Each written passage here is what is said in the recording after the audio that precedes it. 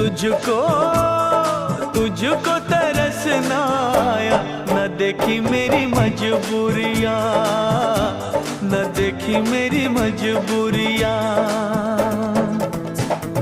तूने दिल के रकीबों संग मेरे ओ दिल पे चलाई छुरियाँ, ओ दिल पे चलाई छुरियाँ।